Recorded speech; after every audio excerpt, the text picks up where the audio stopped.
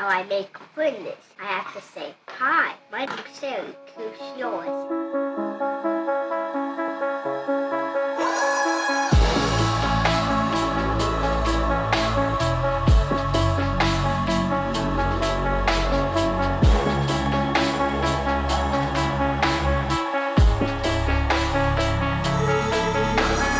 You're listening to the Esoteric Podcast, where you don't have to be a Derek fan, but it sure does help. And we're back with another episode of the Esoteric Podcast. Today, I've got one of my very best friends, Stratton Tingle. Hey, Stratton. What up, what up, what up? Here I am. Thanks for joining today. Thanks for having me. I'm excited to be on the Esoteric Podcast, a podcast about you, but somehow you're interviewing me. I'm not sure how that works, really, but I'm excited to see. Well, I thought maybe you would just ask me questions about me, and you're just here just as a question asker. I didn't come prepared, but I do have one question to start us off with, if I can. Yeah, go for it. If you could genetically modify, or just say modify, if you could modify any animal in any way, what animal would you modify, and in what way? Be a warthog, and it would be like 10 times larger. A 10x warthog. Yeah. Can you imagine what kind of havoc that would wreak if it was just like roaming? Yeah, that'd be a lot. If people wanted to hunt them, they'd get a lot more meat out of it.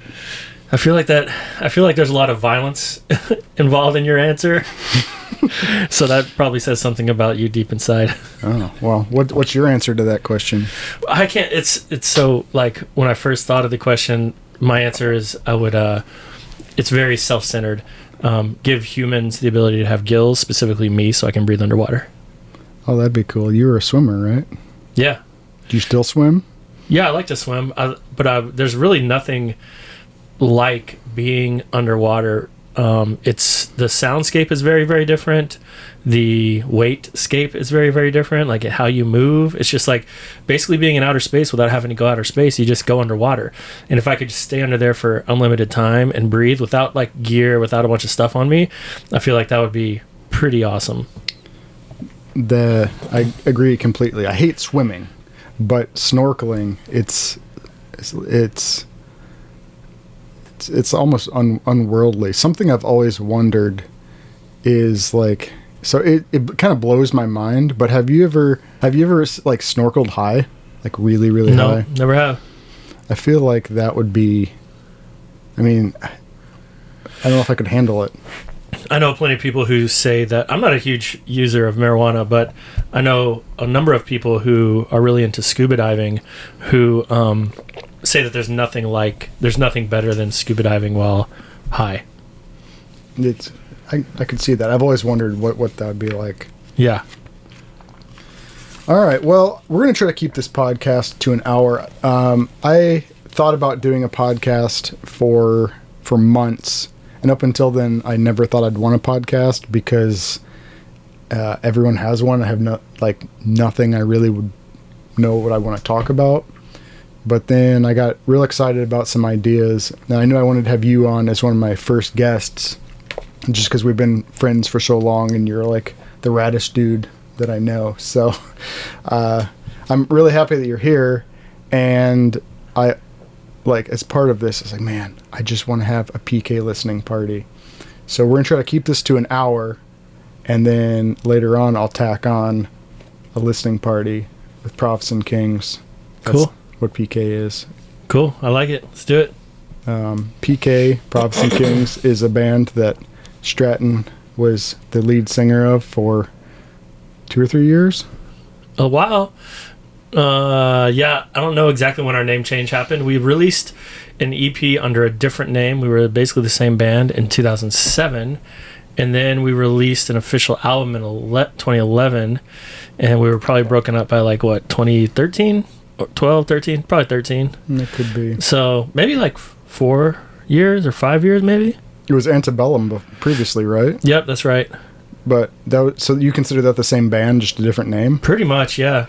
Because I feel like the style of music, I mean, if it was the same guys, I guess that would be the same band. But I feel like the style of music was quite a bit different. Yeah, we definitely evolved Yeah. I mean, but it was the same band. It was the same. We were coming from, we were the same people. We were coming from evolved artistic spaces and influences and ever evolving, tastes and all that kind of stuff. But it was the same creative forces going into it. I see. I had your first album. You guys took a bunch of was it Little Golden books, children's books, and made those the album covers. And you put the CDs inside, but then you changed the words to be. We perverted the books.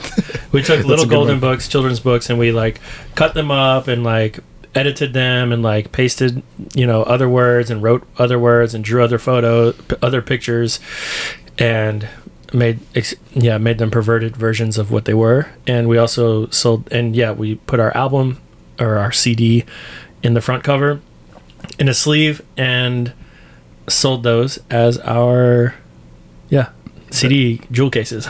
that was awesome. I have your PK album, and I have a bunch of other albums that I've had signed over the years, and I had that beside them all, and it just disappeared. I'm sure someone stole it because I think a lot of people were envious of those, and it was so OG to have an antebellum. I mean, I don't know how many you made, but I knew of 2 or 3 other people that had one, and I was just so psyched. I remember getting it in the mail. I've gotten a lot of really good mail from you over the years. I can say that about you too. It was definitely women's panties at one point. Some PK women's panties that I gave to whoever I was dating at the time, probably. Yeah. I mean, I'm definitely not wearing them right now. Sure. Awesome. Well, I kind of wanted to start this because I think it'd be fun to describe you for anyone who has not seen you in a while or has never seen you. You're probably 6'3"? Close, 6'2". 6'2". That's about my dad's height. I don't know why I didn't get that. But you've got dreadlocks that are about as long as I am tall. How did that come about?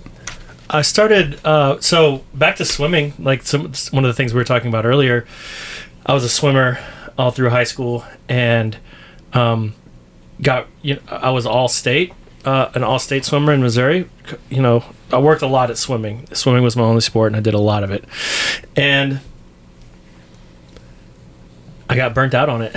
And we had to shave our hair every year for the state meet. We had to, so I never had long hair. And when I was done with high school, I said, I'm going to grow my hair out. And I was influenced by, I'm from New Orleans originally, so I had seen the lock, hairstyle, all throughout my life. But I specifically had never really seen a white person with dreadlocks until I was getting my learner's permit to drive. I was in Missouri. There was a lead singer of a band called Blue Boy. And he happened to be he was a local, he was the lead singer of a local band in Cape Girardeau, Missouri. But they were a punk band, but they went on tour, they were sort of known.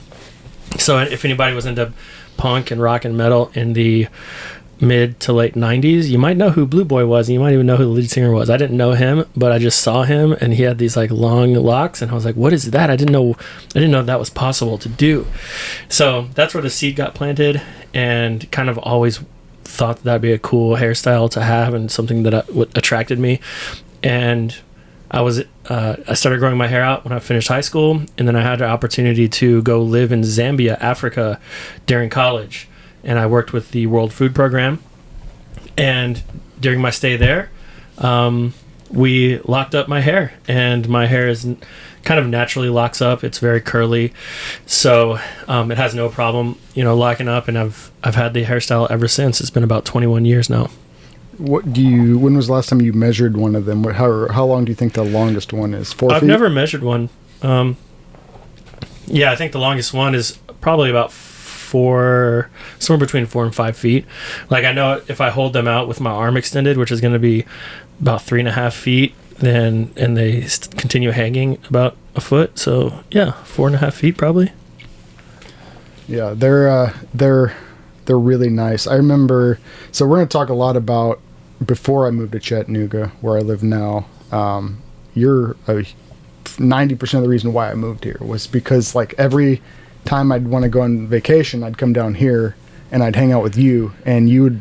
I always felt like you just dropped everything you were doing. Maybe you weren't doing anything, but like we'd hang out and have a great time.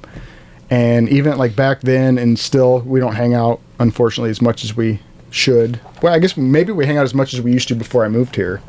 Yeah, that's probably about right. But I like walking around with you, like, I don't know how many times people have stopped you and said, "Hey, can I take a picture with you?" Or like, everyone knows you. What is it like to be so recognizable and get that kind of attention? Because I think you're a little more of an extrovert than I am, because I'm a little bit of an introvert. I would not like that kind of attention, but you seem to accept it pretty graciously. How do you feel about the attention? Yeah. So one wonderful thing about this hairstyle and me being me is, or this hairstyle on me, I should say, is that it serves as an icebreaker for conversations. I really like to meet a lot of people. I like to know a lot of people, and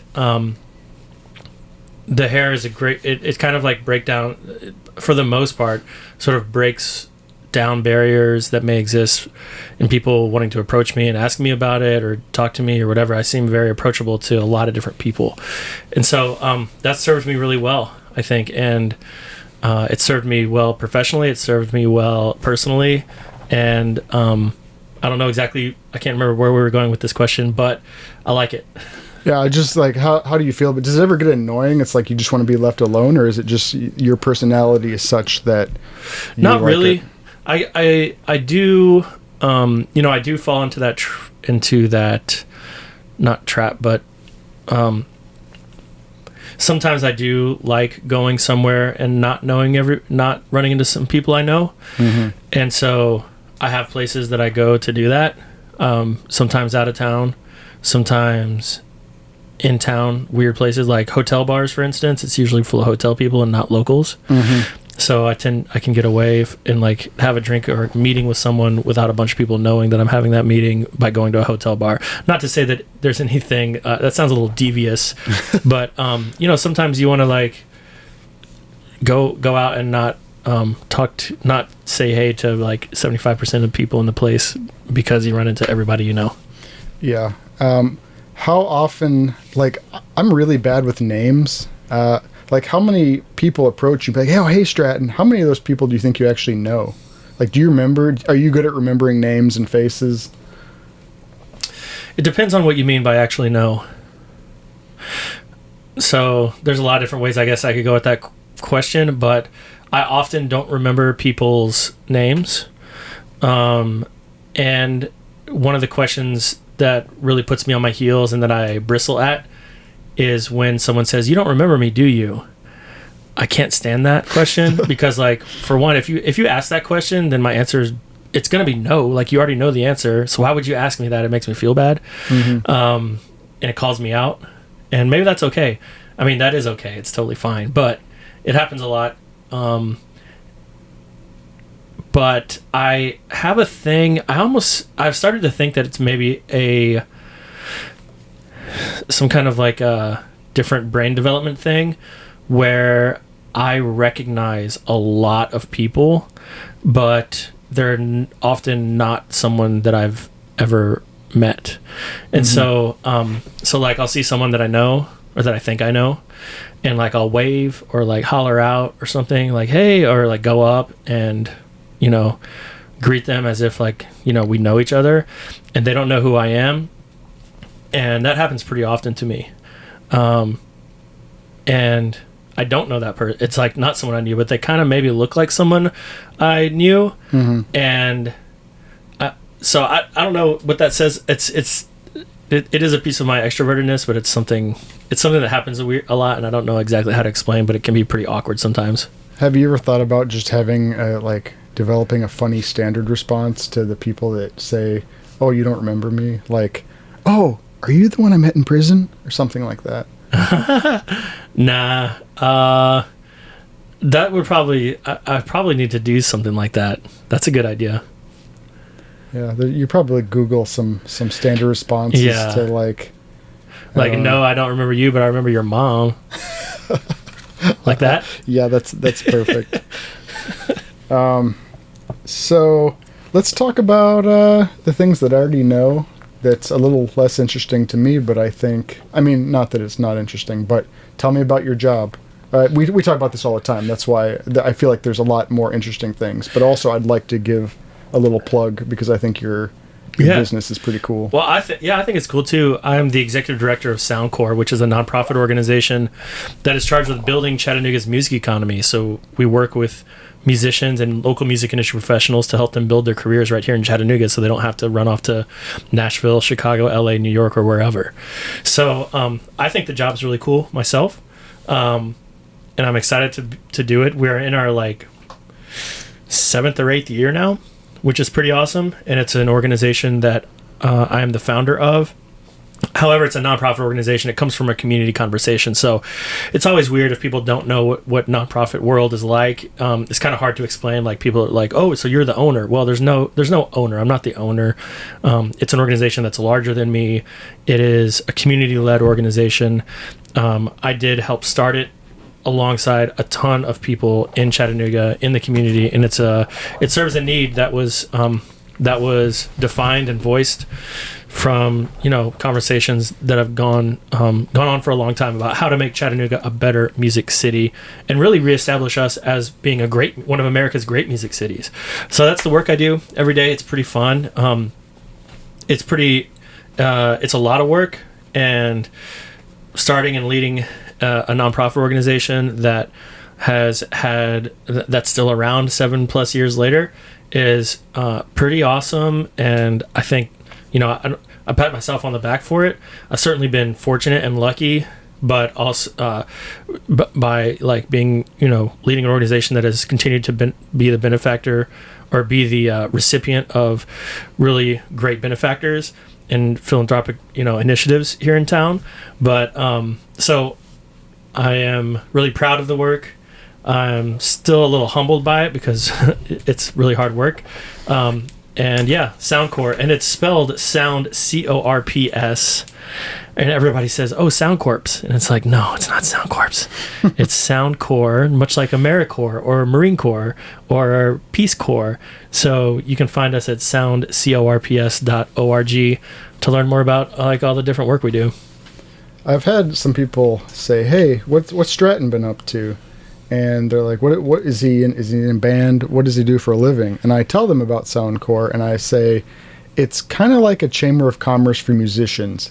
Yeah. Is that correct? Or I have been lying to a lot of people? So no, it's that's basically all kinds of levels of teaching you how to make your music band or solo act successful. I think you've had social media people come in, merch people, What other kind of programs do you have? Yeah, so what you're talking about is our Take Note panel sessions. We do quarterly panel sessions that focused on on a specific music industry trend or topic, where we bring panelists in from out of town and experts in town as well and talk about specific things.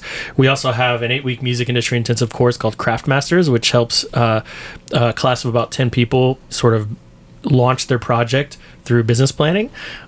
We also have a lot of performance opportunities where we put local bands and local performers on stages.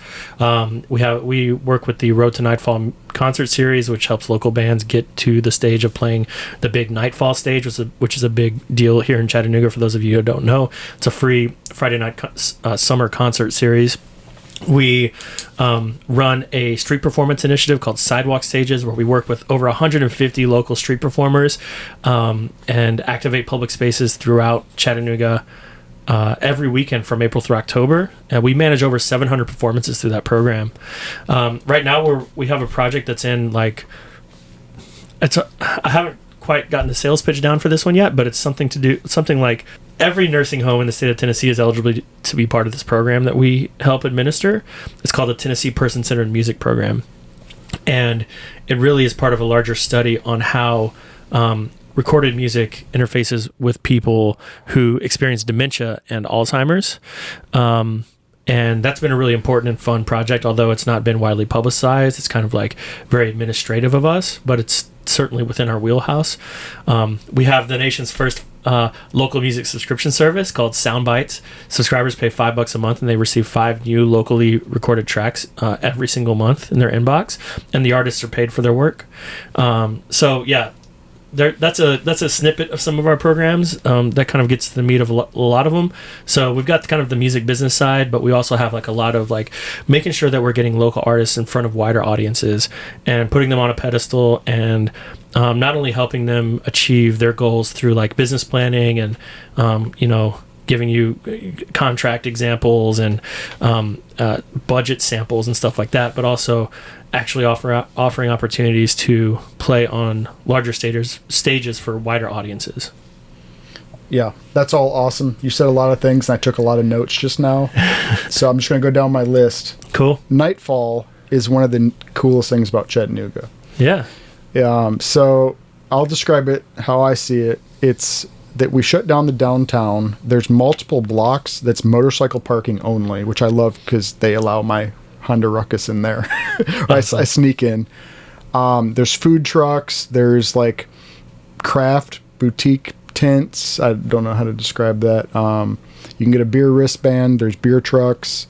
There's live music, and it's kind of, I think it's really special because, Chattanooga has a tendency to be like very white and very black, but it's kind of like everyone just gets together and has a good time, and it's, I don't know, no one really thinks about the divide, and I feel it's the most diverse, like everyone just comes and has a good time. I think that's really special. Yep, I agree. It's I think they're in their 36th year, if I'm not mistaken.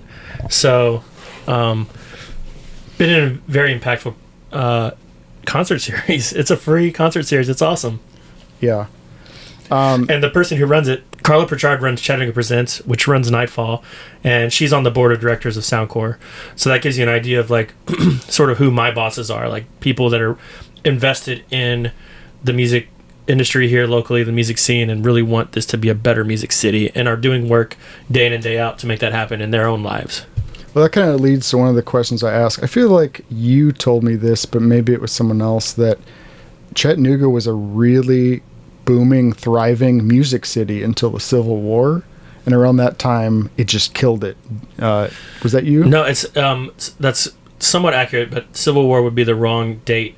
It was really a hub for black music. Chattanooga was all the way up through really like the civil rights movement, so till like late 60s. So there were like iconic people like Bessie Smith. She's post Civil War. The Temptations were post Civil War, right? The Impressions. The Impressions. Yeah, I mean the Impressions are still around today. So yeah, they're definitely they're 60s, 70s and beyond and on. But yeah, that's a Chattanooga band. So yeah, it was a hub for music, especially black music. There was a very strong, thriving black business community on 9th Street, now known as MLK Boulevard. They rebranded as the Big Nine, which was what a lot of people called it for a lot of years. And it was, a really thriving music industry. And we kind of had a lot of, black flight up to Chicago around the time of the Civil Rights Movement. And a lot of those artists and business owners got sort of further oppressed and were moved away, and that kind of died off. So part of what we do is and there continues to be a really thriving bluegrass and Appalachian music community all around Chattanooga and surrounding areas. So I don't want to leave that out, because we really represent kind of a crossroads of two very different sort of styles of music and different cultures. And I think that what we're experiencing today is some of the collaboration between those two cultures. And like what you're talking about with Nightfall is definitely a concerted effort to bring people of different backgrounds together and build relationships and strengthen the community through music, which is what we're all about. So yeah, that's awesome. One thing you mentioned briefly, but I had never even heard the word busking until I moved to Chattanooga and been around you. So yeah, busking is something that I think is really cool. And there's a phrase that I've learned from being married to an architect, and that is activating the city and activating the streets.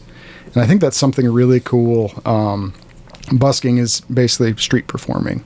That's right. But I think something that's cool, you can correct me if I'm wrong, but I believe you pay your performers who, they have to go through like some, basic testing is not the right word, but a qualification, auditions, which I got to be the judge of once. I got a clipboard and that was awesome. Yep. But I think that's really neat because you give them a little bit of a stipend and then they get to keep everything that they get, and they get a mat that says Soundcore that also says to the police, leave them alone, right? Yeah, that's right. Yeah, you did a great job explaining sidewalk stages.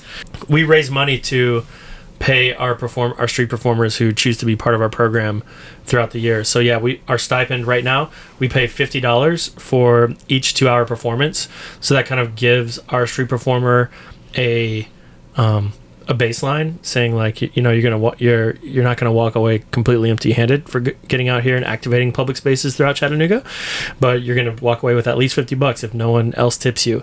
But our hope through this is not only that the performer builds their bank account and can like build their professionalism through financial management, but also to build their skills by performing music on the street for people who are not necessarily expecting a concert.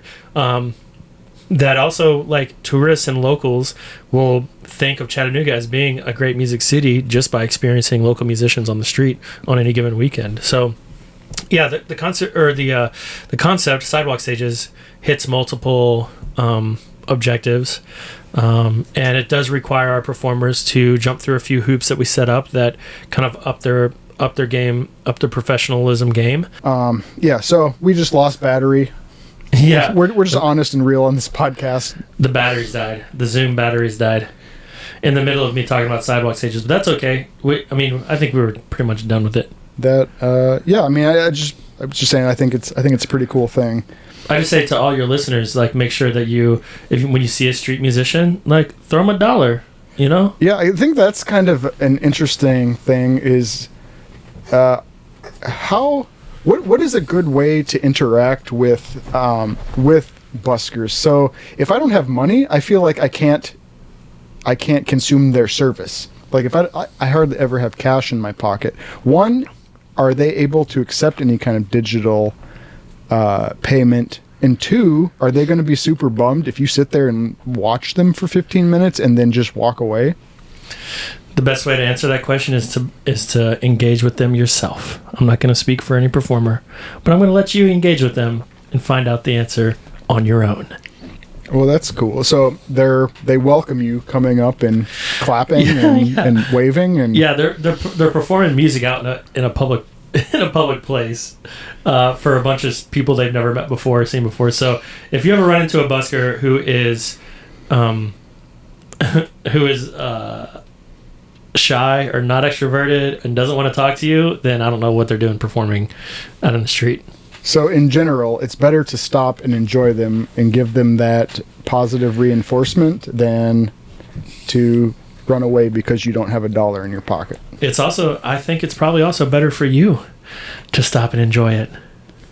That's the whole point. That is true. So there's a lot of different, like a really wide variety. There's one guy that plays the didge, the old didgeridoo. There's a guy who was playing, I think there's a couple of guys who play the accordion. Yep. I want to say there's a guy who beatboxes. There's traditional bluegrass. There's rappers. What is the guy? We got kids playing violin. We got plenty of women performers as well. You mentioned mostly dudes, but we've got women who play ukulele, guitar, vocals, a cappella, and with backing tracks, piano, guitar, banjo, mandolin. Yeah, the list goes on. One guy who I really enjoyed who seemed to only sing kids' songs. Yeah, that would be Alex Valls. He does all kinds of music, but he does kids' music as well. What's the guy? I feel like he's one of the, I haven't seen him since pre-COVID. Plays the piano. It's like electronic music. Trez, probably Trez, Trez, yeah. Tryezz. He just dropped a new album in the last couple of weeks. So yeah, check him out. Tryezz, pronounced Trez on the track. Trez official, www.trez.com. Yeah, and I'll mention 2 more just because we're big fans of them. C. Grimy. Oh yeah, C. Grimy. He doesn't do that much street performing anymore with us. I mean, he's an MC, he's a rapper, he's an activist, he's a hip hop artist, lyricist, poet, and that takes a certain, I don't know. He's on stages a lot, and he's kind of maybe outgrown some of his street performance days, but that's okay. That's true. Then Suevo. I mean, publicity is publicity, whether he's a Besker or not. They're also like, they've gone through. Have they both gone through your drawing blank on the name of the program? Craftmasters. I don't think. Actually, yes, I believe C. Grimy did.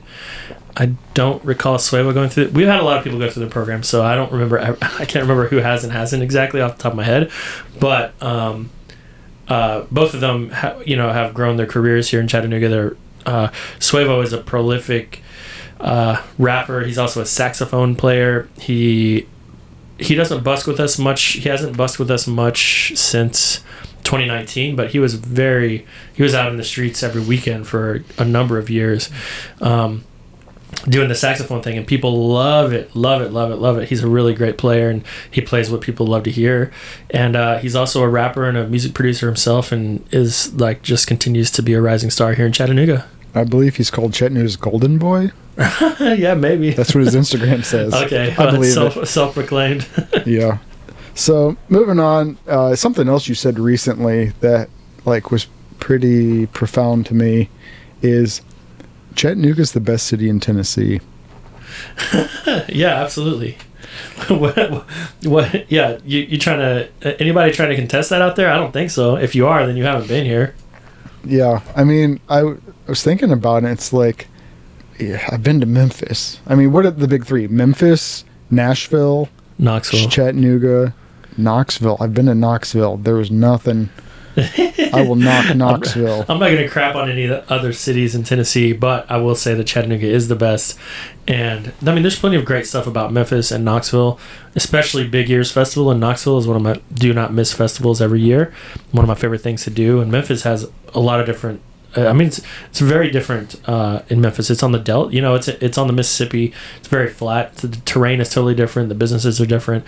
And then Nashville is Nashville. It's like bridal. What do they call it? Like when a woman's about to get married and she goes on her bachelorette party. Yeah, bachelorette party. It's like bachelorette party central. Kind of very commercialized. A lot of it. It's still America's music city, though. It's a music city hub. It's a music industry hub. All the record labels have a presence there, and if you're in country music, you're probably doing some business in Nashville. So I can't totally knock it, but yeah, Chattanooga's special. We've got amazing outdoors amenities everywhere around here. We've got very authentic people. We've got kind of an industrial industrial core that I think lends itself to a really great sort of blue collar aesthetic all around this region, and we're right in between Nashville and Atlanta, so we have options for real big city stuff. I don't know. I like Chattanooga a lot. Yep. I mean, you can maintain your allies in those other big cities, but I don't have a bleep yet. But bleep those other towns. Memphis is a shithole. Stratton didn't say that, and Knoxville isn't any better. Nashville, it's hard to argue. They're kind of like our big brother, but they have music. But they don't have music in bars. I mean, we have those, yeah, and we have a lot more. So that's all. Moving on. Something I thought would be interesting to talk about is you went to film school. Yeah, I went to film school, film production. Mm-hmm. Why did you do that? Because I want to learn how to make music videos for my music. How many music videos have you made for your music? A few. I don't know. I've also made some music videos for other people, but yeah, video production and film production has not been my focus in life. So, yeah. Well, what's interesting is that I'm now in the film industry. Never thought I would be. I thought if I left, I have a photo degree, and if I left photo, I was failing. But then I kind of transitioned into it. You actually introduced me to two of the people that I work for before they even knew each other. I don't know if you realize that. I came in and you introduced me to your roommate Leif, who is the majority owner of Pathfinder Films. And I don't think he had even met Lucky at that point, because I think she was new to the area, or she was in college. Several guys in the area who were like, "Oh, there's this super hot dancer girl named Lucky." Still super hot. Oh yeah. Oh. Shout out to Lucky. Oh yeah, you can't say that. She's your boss. I can say it though. Shout out to Leif. They're two of my best they're a hot friends. Couple. They're my favorite hot couple. Yeah, they're two of my best friends, so I'm not worried about over complimenting. But yeah, so I thought that was pretty cool. I actually made my first music video about a week ago with a guy named Tim Cofield. You know Tim? Yeah, I go way back with Tim. We made a country music video for a guy from Nashville. He came down here, and it was I'd never worked with Tim before. He's impressive. Yeah, he pumps out a great product, and he's a great guy. And I love his art. Well, I don't know exactly how to talk about this. He's involved with an artist called Top Knot that you should check out. It might even be his alter ego. But I always talk, when he and I talk about Top Knot, we talk about it in the third person. And I ask him to relay messages to Top Knot, and he does. He's a good communicator on that level. Well, that's pretty cool. Do you have any alter egos? Nope. So that was supposed to be a transition into talking about Warsaw, which I kind of haven't heard about in a while. There's just two guys who wear white masks and play some music. Yeah, I don't know who that is. Oh, well, what about... It's a mystery. Like, is there something in town called Flavorless? It kind of sounds kind of boring if it's flavorless. Yeah. It is boring. Sorry, you're gonna have to edit that out or just leave it in, I guess. But yeah, Flavorless is a monthly dance party for Saturday of every month. Flavorless.haus, flavorless.house. You can find us at Flavorless on all social media. And if you want to come to the dance party, follow our Instagram, sign up for our email or text. We do get the word out via email and text if you don't see the Instagram.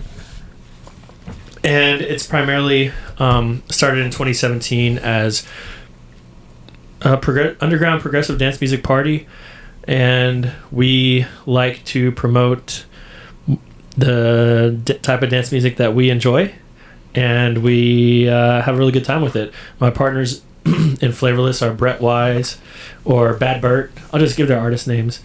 Bad Bert, It's Just Me, and then Ben Fleet, and of course intern Alex are all part of the Flavorless BizTown crew. And then of course we have regular folks we work with like Pinky and Different Diva and Charles Zeta and Mo. Shout out Mo.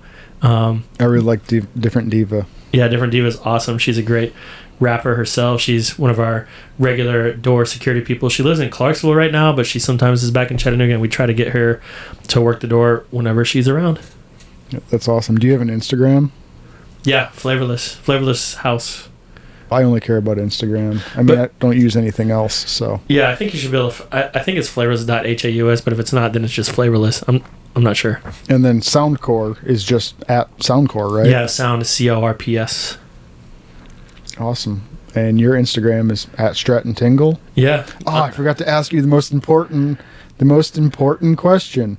What's up with your name? You know what's up with well, do you know what's up with my name? You can answer that question. I do. Well, you tell everybody what's up with my name. So, his name is Stratton Tingle. It is not a porn name, but it would make a really good porn name. So, Stratton's mom's last name was Tingle. No, your is Tingle was Stratton. Maiden name Stratton. So, she went with that, and then your dad's maiden name was Tingle. That's right. Such a good name. You did a great job explaining that, Derek. Thank you.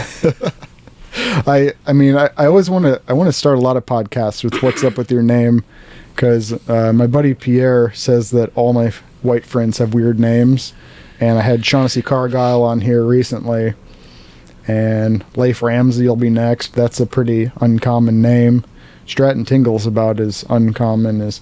Oh, here's a question. Not in my notes. What are some names kids called you when you were a kid? There's all kinds of names, but the best one was, I believe, Teferis Ware came up with the name in 7th grade. Shout out to Teferis Ware. I have no idea where she's at or what she's up to these days, but she came up with the ingenious Skwat and Tinkle. Skwat and Tinkle for Stratton Tingle, and that was basically the best diss nickname I've ever heard to this day about my name. That's great. I like it a lot. So I want to go back to, we talked about you're a major part of like what sold us on Chattanooga. It kind of was, Young and I got married and we moved here 3 months later because Chattanooga was our favorite vacation spot. She's from Seoul, so she loves the city, and I am from small towns of less than 7,000, so a big city. Like I tried Chicago a couple times, it was too much. And we knew we wanted to get out of the snow, so I mean, it was kind of no contest. We didn't even look anywhere else. Like, we want to move to Chattanooga. And I was thinking about like all the great times that we had when I would come down here and visit. You went to Southern Adventist University. I went to Andrews University. Andrews Adventist. There's no Adventist in it, but it's Adventist. And so there's a lot of crossover. When I was in photo school, I was going to photo school with your girlfriend at the time. So she had started at Southern, and you know, there's just a lot of crossover. Like, we'd come down here, a lot of friends I went to high school with went to Southern. But I was just thinking about like all the funnest things that we used to do when I'd come to hang out. Before I start my list, is there anything that comes to mind that you have before I taint your memories of like my memories? Of stuff. See, my memories are more of like when I would go up to Michigan than you coming down to Chattanooga. I feel like we would do so like in Michigan there was a lot of really fun hangouts. There was often a lot of snow, so you know, fires in the backyards and in garages, and a lot of just shenanigans and hooligans all around everywhere. And those, I feel like those are my memories more than when you would come down to Chattanooga. When you would come down to Chattanooga, what would we do? I don't know. Go to Sunset Rock, go to a show, go to concerts? I'm not sure. Yeah, that's true. Went to JJ's a lot, which I haven't been to in a while. I guess JJ's Bohemia in downtown Chattanooga is still a staple of the local music scene, a small music venue that is a great bar, a very musical place. Well, we can't get through this podcast without mentioning La Chateau. You want to tell us what La Chateau is? Yeah. That was kind of an iconic apartment that was a loft apartment, 3-bedroom with a really large living space and kitchen that took up the whole second floor of a 2-story building downtown Chattanooga. Incredible back deck. At first, there was no deck. It was just a roof. But then my landlord got tired of there being a leaky roof because we were always out there. And he built a deck, which is awesome. Shout out to Thomas Johnson. I'm not a fan of Thomas Johnson. Oh, right. You had a different experience with him than I did, but I love him. It was kind of fine. I mean, if he hadn't have kept raising the rent every year, then we wouldn't have the house that we're in now, which we love. But also, I just like... We got out of there really early to accommodate him so he could get someone else in there, and then he wouldn't give us our deposit back. So, yeah, La Chateau is awesome. If for all my friends who ever, I always bring some friends down here. Andy Jones was one I brought down once. Yeah, we had a lot of parties. But you'd always let us stay at your house, and we had like 6 couches in the main area. It was a big space for people, and the roommates were always like, all the roommates were pretty much always super cool and loved to have a good party. Well, that's kind of what I was getting to, is those couches. Do you still own those couches? One of them.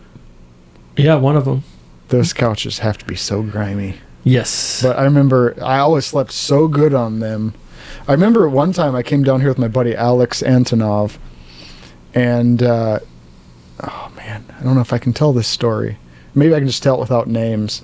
You had a roommate who was, you can tell me later if we're going to cut this, was really into cocaine.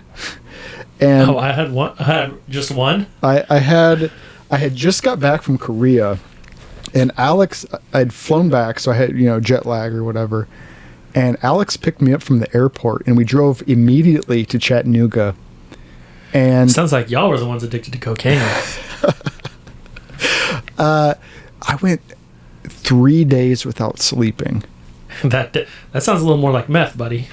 Is this like a reverse intervention?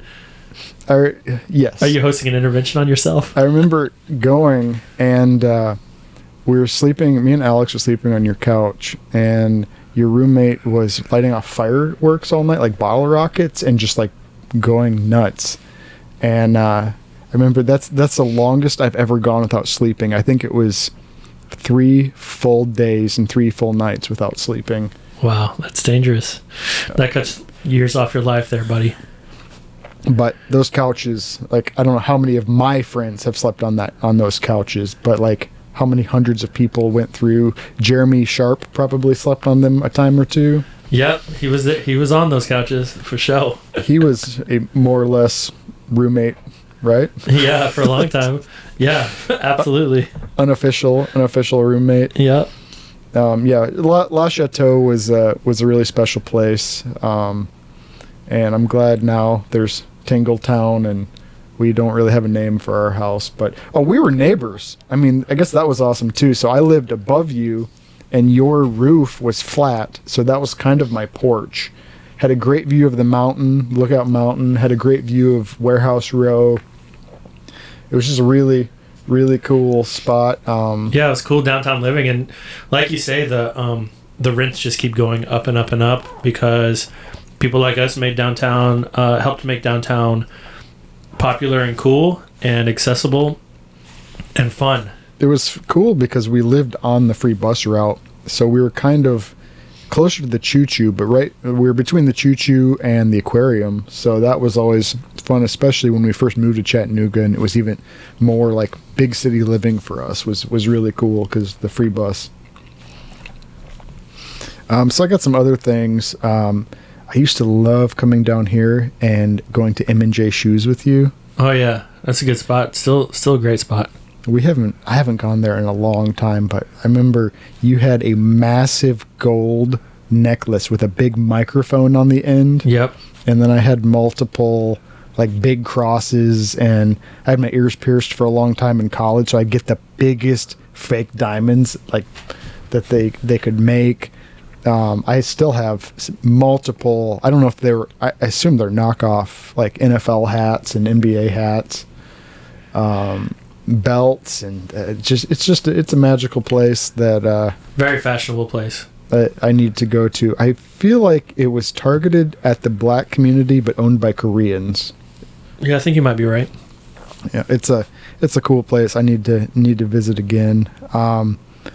Going to Alan Gold's was always fun, and sometimes when friends come to visit, we take them there. Would you mind describing Alan Gold's? Yeah, Alan Gold's is a gay bar that has a lot of dancing, and honestly these days has kind of been almost more overrun by straight people, but it's still a gay bar.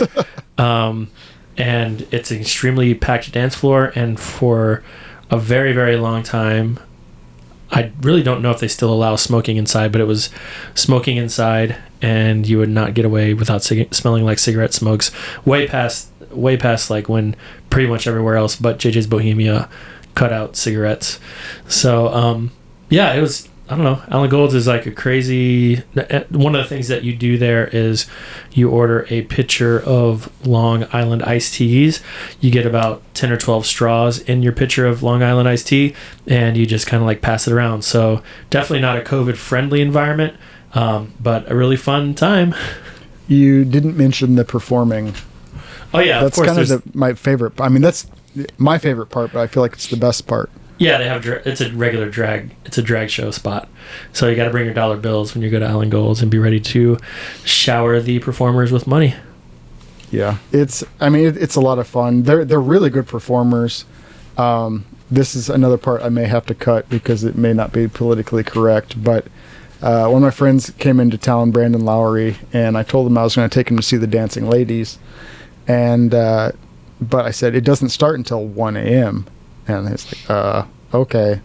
So we went up to the top loft, and we're waiting for the show to start. I was there with Dick Bass and Brandon Lowry, and one of the performers walked by, and it's kind of a tight squeeze, so kind of squeezed by Brandon, and he had his dollars in his hand, and all of a sudden he realized what I had exposed him to, and his money went right back into his pocket like so fast. What a curmudgeon. What a nit. We call that a nit.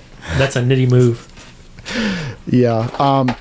But we stayed. The smoke, he has a hard time with cigarette smoke, and I didn't love it at the time.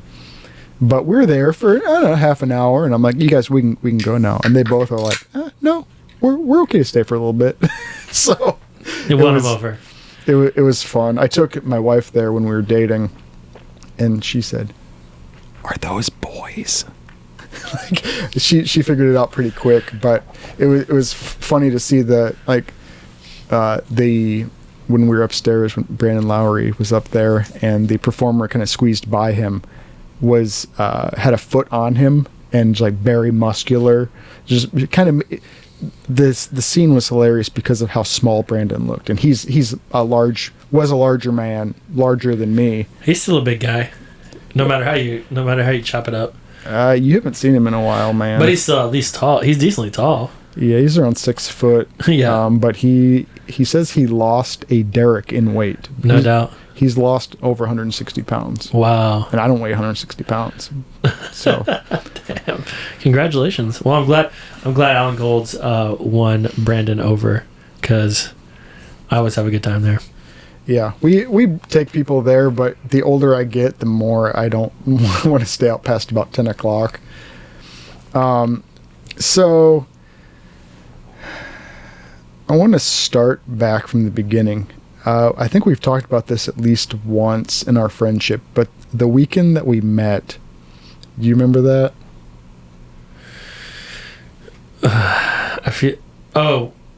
Wait, was it in Michigan or Tennessee? It was in Tennessee. I think you had a house over in Ottawa. I came down with a bunch of people in a Volkswagen Bug. Yes. Yeah. So that was a lot. I want your honest, I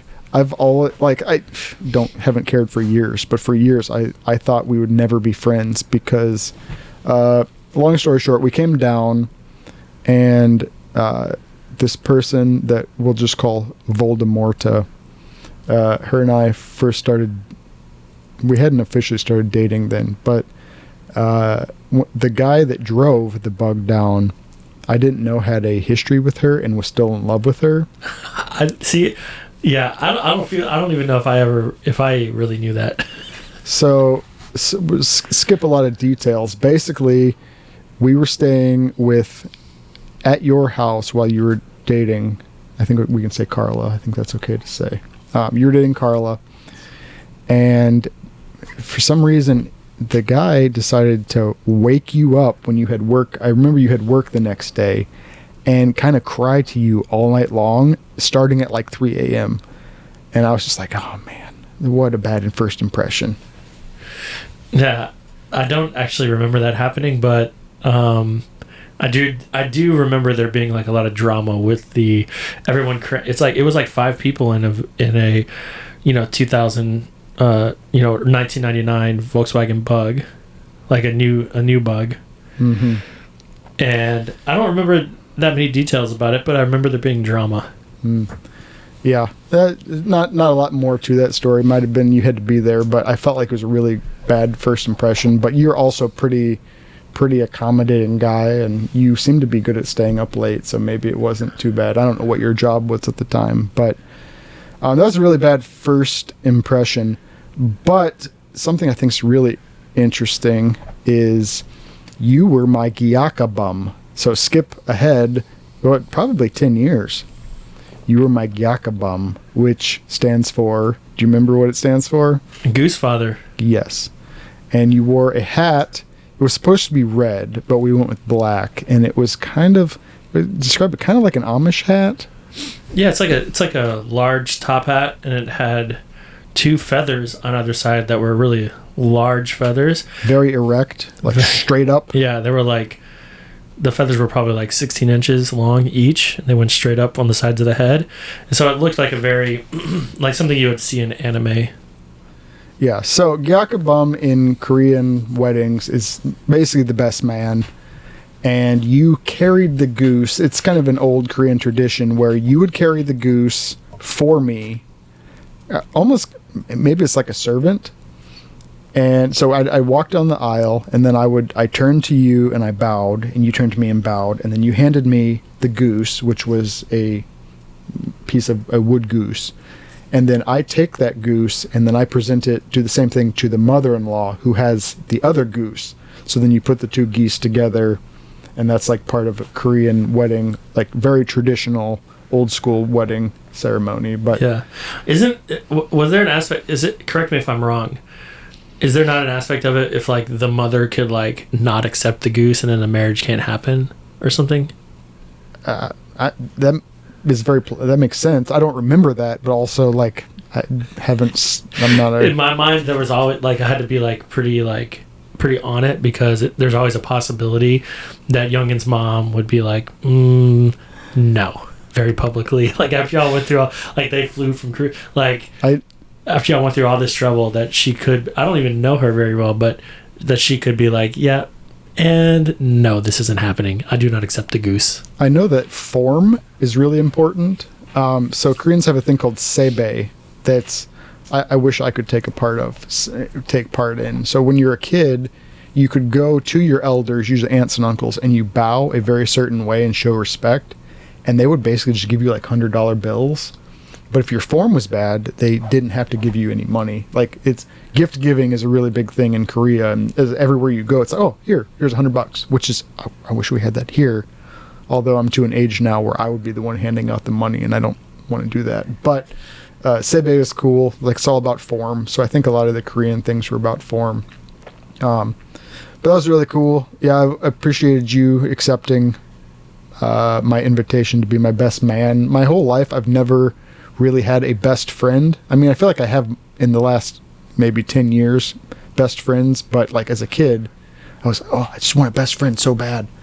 And I just had like really good friends, but not one that, so like it's hard to, when you're trying to find a best man, you got to find someone, not only is like a really close friend, but someone who's going to actually do a good job. And the guy that I actually would have had as my best man ended up not even being a groomsman because that just wasn't going to happen. So I appreciate that you accepted that, and yeah, that was cool. So we started really bad, and it all came together. So yeah, it did. Thank you for being my gyakabum. I'm honored. A lot of our friendship has revolved around music, even though I couldn't sing to save my life. I don't really play anything. I remember one of my birthdays, you came up to Michigan and you performed Hurt by Johnny Cash, Nine Inch Nails. That was really cool. I was thinking about that the other day. It's like a really memorable story. It's you sang, my roommate at the time sang, this guy named Noah sang Devil Town by Daniel Johnston, who I'm a big fan of. And then Carla sang, was it a Blondie song? I'm drawing a blank. They're all posted on MySpace. So if I tried to get into my MySpace the other day when I was thinking about this story to like just listen to those songs again, because you could have like 5 songs or something on MySpace. But yeah, that was cool. I feel like you've sang Hurt to me several times in our friendship, but the other day, like, I had a huge wave of nostalgia. I came over to your house, and when we were pulling up the floorboards for your remodel, and you were playing your new music for me, I know, like, I've been in that same exact, it was deja vu, but it was like super nostalgia, because I remember when PK first came out and you let me hear some of the tracks, and I remember, like, I had to wait, like, I feel like I waited 2 or 3 years for the album to finally drop, and I was just like, I've never been so excited and, like, waited so long for something. Then it finally came out, and I became the captain of the Superfan PK Club, and that's why I'm really excited about the next segment, where we'll have a listening party for the PK album, and I guess it was self-titled, right? Yeah, Prophets and Kings, 2011 release. Well, I've got 12 years ago now. How many bands have you been in? A lot, too many. So I've got a list here. PK. Before that was Antebellum. Did you ever actually do anything under the name Gentle Thrills? No, the album that I'm about to release, the album title is Gentle Thrills.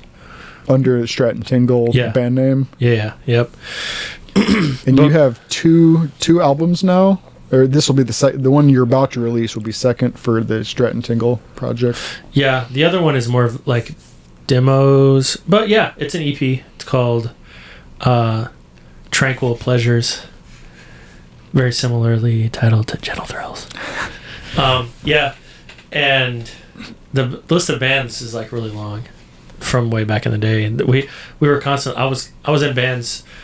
I started being in bands in high school with basically the same group of people, and then in college I was in a lot of different bands with various versions of the same people, and then that coalesced into Antebellum, which became Prophets and Kings. You've introduced me to a lot of really good music over the years. I have a few like music senseis. When I was a kid, it was my cousin Andy Peters.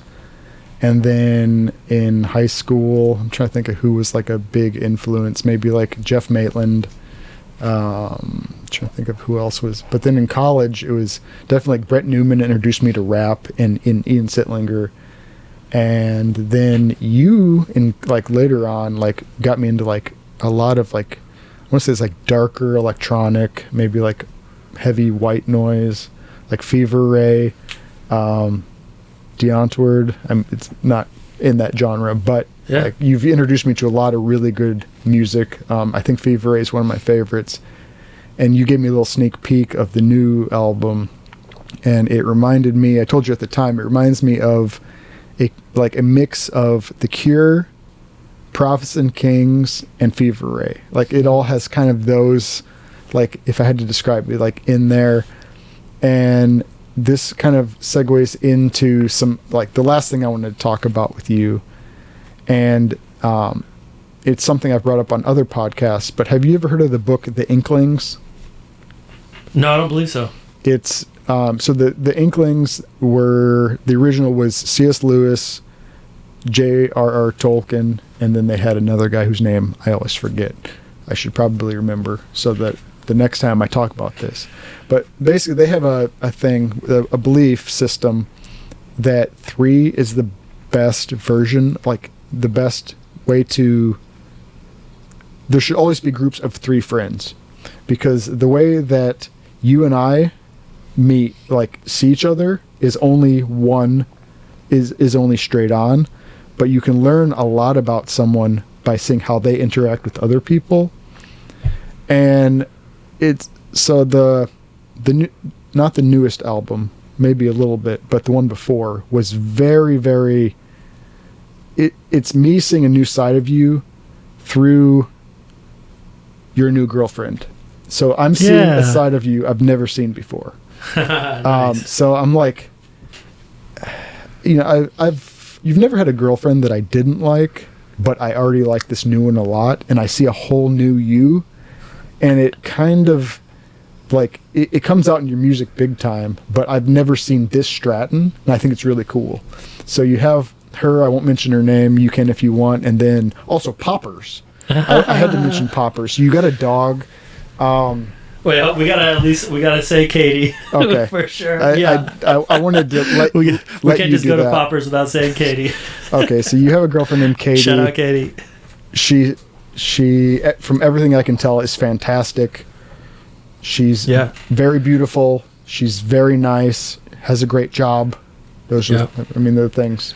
Yeah, and she's a great person, and I love her dearly. And she's bringing something out in you I've never seen in, like, I don't know, how we were friends for 10 years before you met her, maybe. Yeah. So it's interesting. So kind of back to that. More than that. Triangle Like 15 thing. years, bro. I can see, I can get to know you on a deeper level by seeing your relationship with her. Yeah. So I thought that was cool. You should read the book, The Inklings. I actually only read the first couple of chapters, and then my friend's birthday came up and I gave him the book. But like, that's just a whole kind of, a different perspective on, and I agree with it. You can learn, you and I can only have our relationship, but I can learn more about you through your relationship with other people and through like a third party. So yeah, I think just real quick to expound upon that, last June 2021, within the span of a couple of weeks, I started a relationship with Katie, my girlfriend, and also Poppers, my dog, showed up on my back porch. And so kind of, I don't know, that was it really kind of, I think it happened on basically the same week, my birthday week, or the week on which my birthday was on May 24th, 2021. And sometime during that week, Popper showed up and Katie and I had our first like hangout. And that sort of represented I've been really, really, really focused on a lot of different specific work goals for a very long time. And that's what, that drive allows you to create albums and like finish them and to create songs and finish them and start a company like Soundcore and do a bunch of projects and stuff. But I definitely did a lot of that at the by sacrificing a lot of like my personal life, specifically from a love standpoint and from like I kind of had I guess I had a choice with Poppers the dog, because I could have just like taken him, but he showed up and he really, he grew on me quickly, and it's post pandemic, and it was like, that was a very lonely time for everybody in the world. But anyway, I don't know exactly what I'm saying with that, but that sort of all, I think the new side of me that you're talking about, I see, and a lot of people see as like me saying, well, maybe I shouldn't ignore the idea of other people, beings, having a more connected, loving relationship with specific people instead of just like a shallow relationship with a lot of people, which I do have. Yeah. But it's been fun to see the shift in you. You seem happier. Like, I think you are. You've also grown a beard, I feel like, since dating Katie. Yeah, that's definitely Katie's fault. I would not have the beard if Katie weren't like, I want to see you in a beard, and I like the beard. The jury in my head is still out on whether it's good or not. It's okay. It's okay for it not to be good. I'm okay with it. I have not. I'm right down the middle right now on, just because I'm just so used to your jolly face. It's just being, your jolly face is being all covered in this. Yeah, it's probably a better beard than I can grow, but it's a pretty. I'm not super pumped about the beard personally. I mean, if Katie likes it, that's really all that matters. Hey, might as well give it a try. It's just hair. You know, it I comes. mean, I might be a little jealous because I'm not allowed to have facial hair. That was one thing I'll mention quickly in my wedding, is that I told all my friends, all my groomsmen, all right, you guys are all growing mustaches because I have to be completely clean shaven, no stubble or anything. I think Jeremy ended up with mutton chops, and I think there are at least two guys who went kind of freestyle and they had facial hair. But what did you have anything? No. You were clean shaven. I posted sure. a photo of us together on the Instagram. I reposted it. That was nice of you. So that's our time. I want to do just like a really quick 2-minute lightning round just for fun. Okay. Let's start with this. Is there something I want to always ask? Is there kind of like a cause or a website or any kind of other than Soundcore that you feel strongly about? Like in the past, we've talked about Big Brothers Big Sisters or the Epilepsy Foundation? Is there anything near and dear to you that you want to recommend? I experienced a pretty significant amount of growth in my personal life by going through what is sold as a leadership program that turns out to be more like a therapy program, I think, called Hardcore Leadership. I highly recommend that to anybody who thinks they may be ready to experience like a better version of themselves and like kind of like really dig deep into or maybe uncover your authentic self, which is something that I've been covering up for a long time, but I also experienced for a long time growing up, and it was like pretty, kind of remember those days, those authentic self days. So that program has been transformative for me. It's part of a transformative leadership idea, which falls right in line with some of the things that you and I were talking about even before the podcast, with the principles of the 4 agreements, which is definitely based in transformational leadership principles. So yeah, that's something that I recommend people check out. Hardcore Leadership.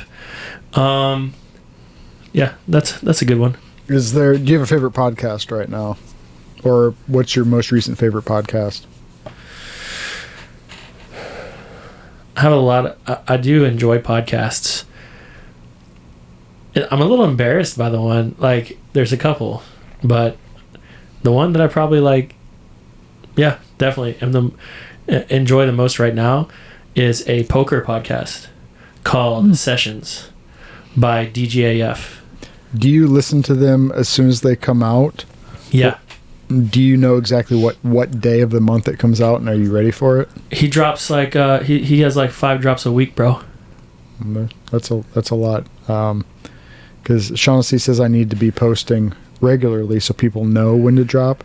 But do you normally listen to one at a time, or do you let them build up and then you listen to all of them back to back? Depends, but Sessions I listen to one at a time. It's a lot. It's too much to. It's fun. I don't know. I'm not sure how to describe it. How long are the episodes? They vary. They used to often be around an hour, but now a lot of them are 30 minutes and shorter, and some of them are around an hour. They usually don't go beyond an hour. Yeah, I haven't got a lot of feedback on my podcast. Most of it's the sound quality sucks or it's too long. But I feel like, I think it's our age group is like, we have so much going on. I have to like do a power session with my friends. Otherwise, who knows when I'll get them back. Yeah. So that's my average is about an hour and 50 minutes. So I really like I like the podcast platform because I really don't watch TV. I really don't watch anything. But I listen to podcasts while I'm doing other activities, like passive activities, washing the dishes, mowing the lawn, driving somewhere, Yep. I listen to a lot of music too, but I really enjoy podcasts and audiobooks. Is there a book or audiobook that you'd recommend right now? Like what's the most impactful one you've listened to or read in a while? I'm still kind of ranting about the 4 agreements. Like it was really, really good. Yeah, that's a great one. I think probably my favorite author, that wouldn't have happened had audiobooks not happened, because I just don't make the time to sit down and like not do other things and read. I'd rather like ingest that information while mowing the lawn or working on my house or whatever. My favorite author is Haruki Murakami. Sounds Japanese. He is Japanese, and I highly recommend starting with either the Wind-Up Bird Chronicle, or the one I started with was Kafka on the Shore, which I really enjoyed both of those books and have delved further into his writing, his storytelling, short stories from there. So that's probably my most impactful since like I started listening to audiobooks, which was probably like 2014 or something. Cool. What's your favorite band right now, or music? What's playing the most in your life? A lot of different stuff, man. I mean, that changes on the daily. Who should I know about? Who's as good as Fever Ray, who I was just listening to today? Fever Ray is really, really good, so it's hard to that's hard to say. I think for you, I'm gonna let's see. I've really been enjoying a lot of like soul and like soul music. And there's someone. Hold on one second. I'm gonna have to edit this. I've really been into a lot of soul music recently. Part of that is because we're throwing an event called Rail and Hops Brewers Festival on September 3rd, featuring Lee Fields and the Expressions here in Chattanooga, and we're drinking, or I'm drinking local craft beers because of Rail and Hops Brewers Festival, which I asked for some very specific brews so that I could mention it. We have Lee Fields and the Expressions, which is certainly one of my favorites. But a newer band who has come out with a really cool song. The song is called "Witch You," like witch, like a Halloween witch, someone who rides a broom, and then "oh," but it doesn't mean witch. Oh, it means witch you. You know, like with you. Yeah, but it's spelled WITCHOO. The band is Duran Jones and the Indications, featuring Aaron Fraser. So that's a really good song. But I actually think you would really enjoy Ella Minus. I'll throw Ella Minus out there as someone who. Ella is first name minus the second name. Yeah, ELA, just one L. Ella Minus, kind of electronic, kind of like what you would expect me to suggest to you. Sweet. What are you afraid of? I guess I'm afraid of vulnerability. What's your favorite would you rather?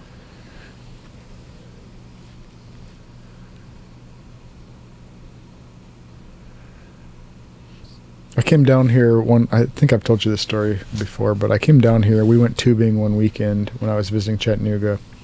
I was sitting in the back of a truck with one of your hippie, homeless-looking friends, and the whole way there he was telling us would you rather questions, I guess, and there's always a third option, or would you rather have a leg made of bread?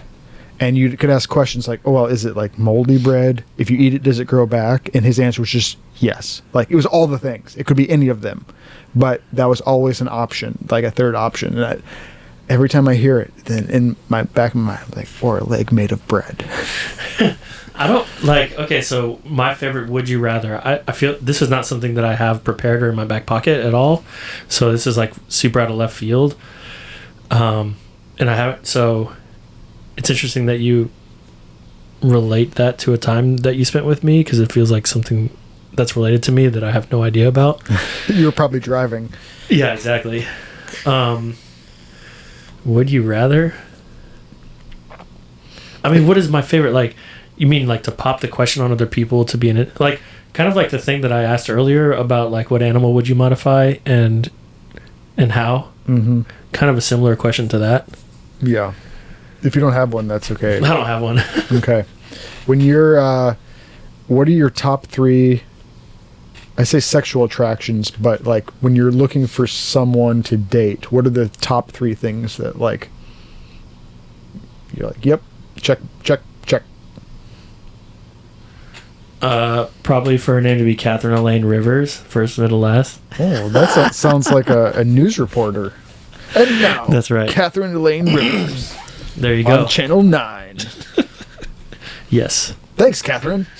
Yes. Okay. You don't have like a teeth or hair, or I mean, you can say if her name was Catherine Elaine Rivers and she had no teeth and had no hair, I'd still fall deeply in love just because of who she is. Good answer. Well, we are late for our next appointment, which is a listening party. Derek and Stratton listen to PK, which I'll add on to this, but we're going to live stream it.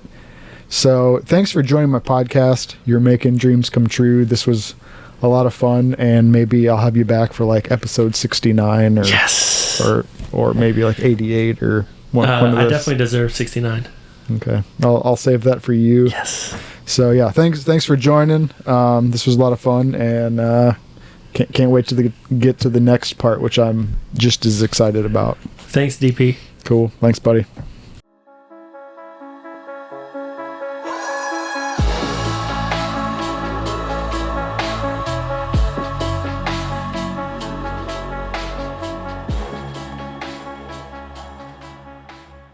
Right, here we are for the live stream listening party of Prophets and Kings. So while we get set up, why don't you tell me who was in Prophets and Kings and kind of how it got started? I've got the album here, so why don't you tell us kind of who's on this?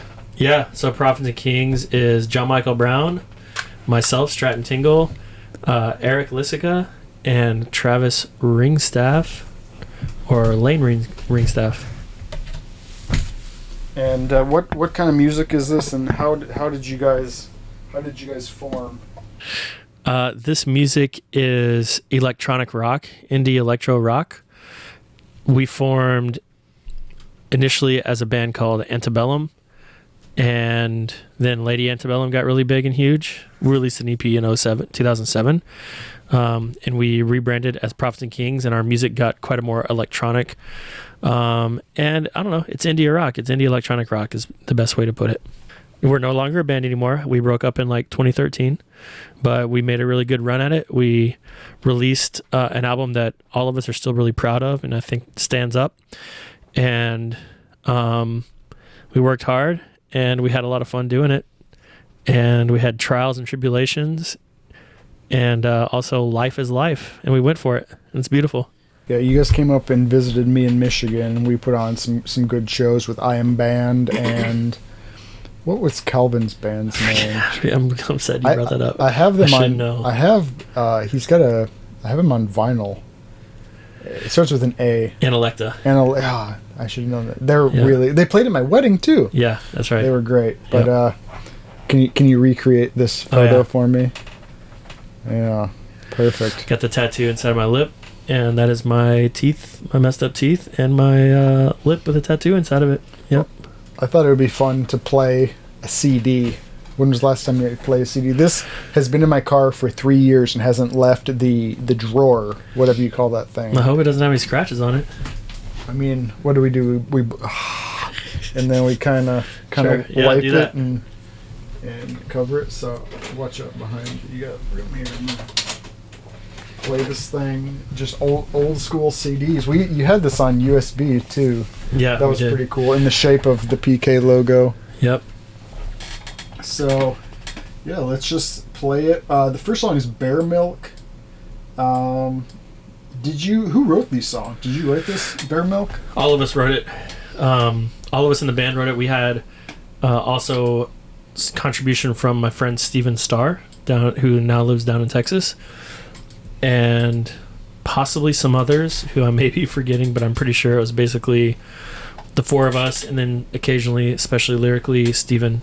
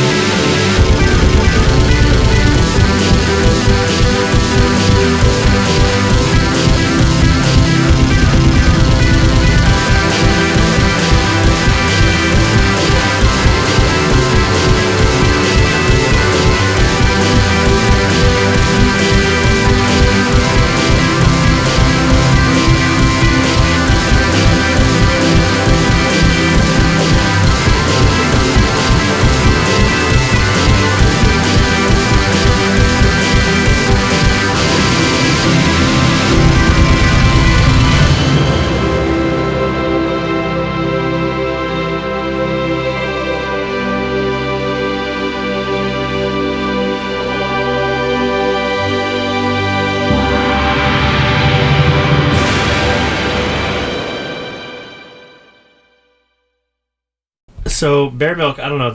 I haven't done a listening party for this album, maybe ever. Bear Milk is very. I think actually a lot of these songs, interestingly, I'm not sure where this comes from exactly.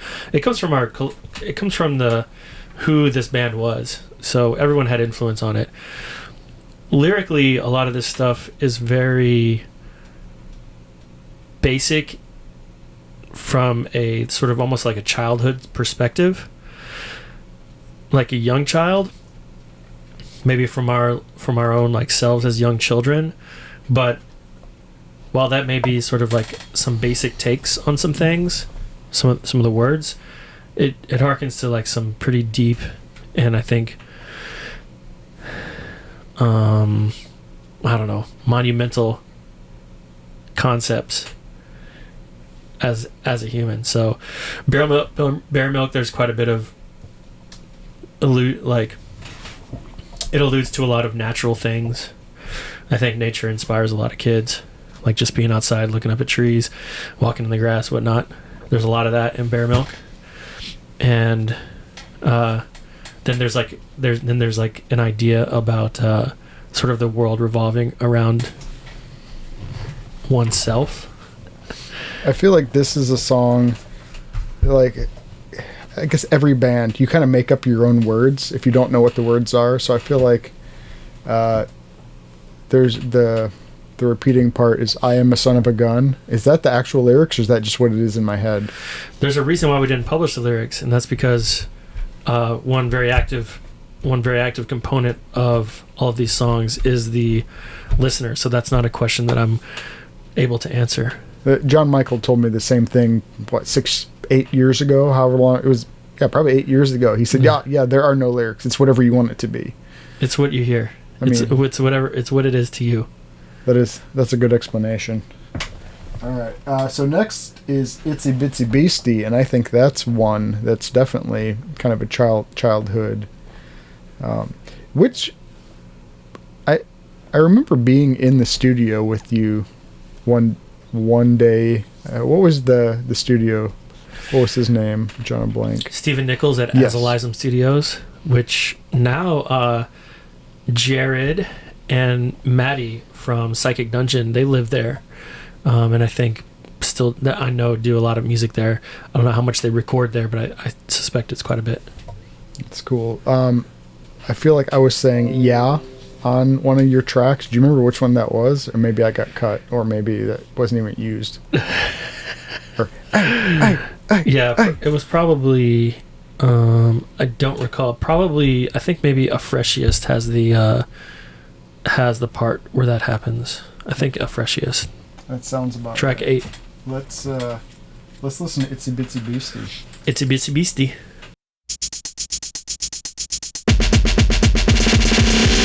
Sleep all night.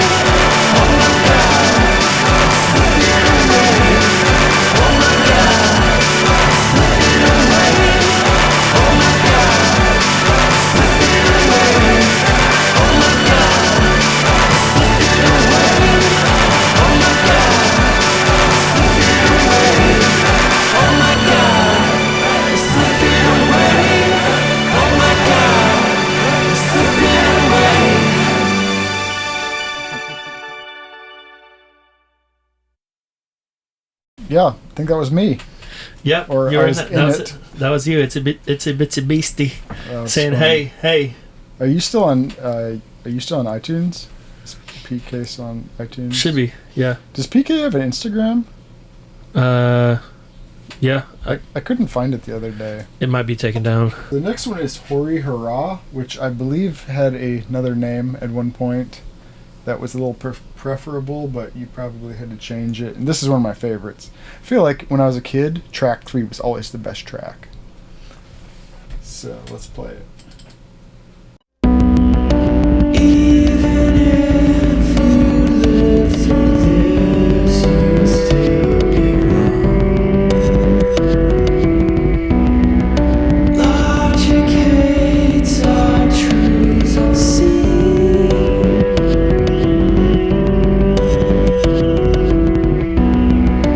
Fracture ideas, all our minds will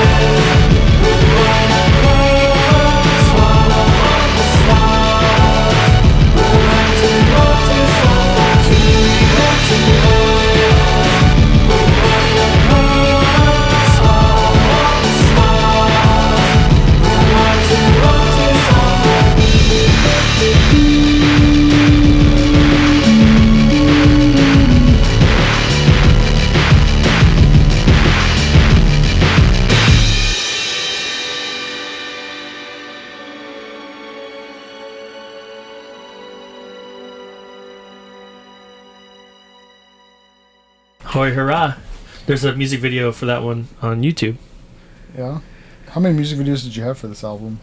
I think just one. Is that the one? It's like a montage of all your family, like Yeah. VHS put together. Yeah, we collected everyone's like home videos from childhood, and I and maybe others.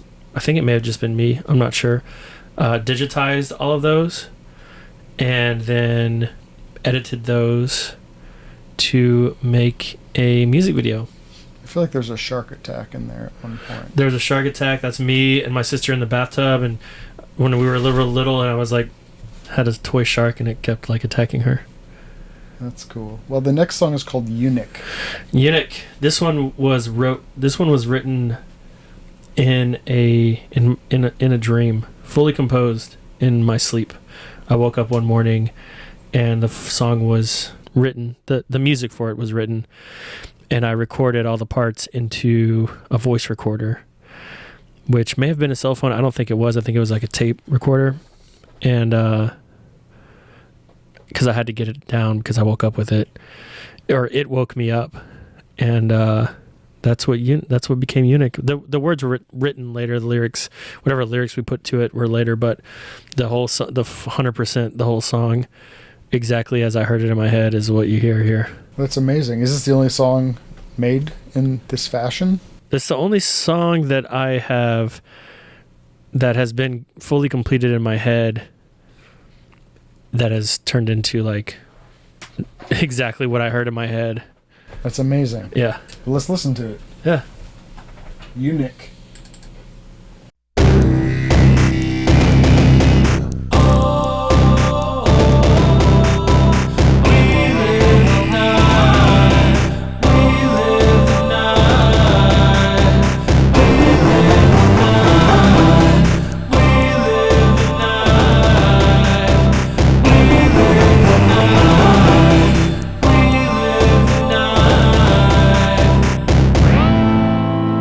Precious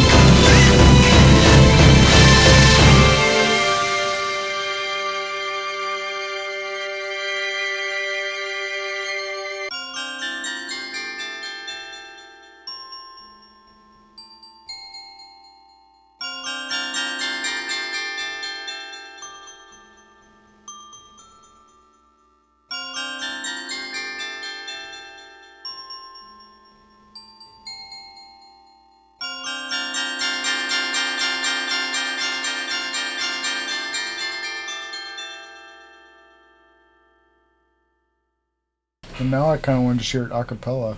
Or what's instrumental, not a cappella. That's pretty...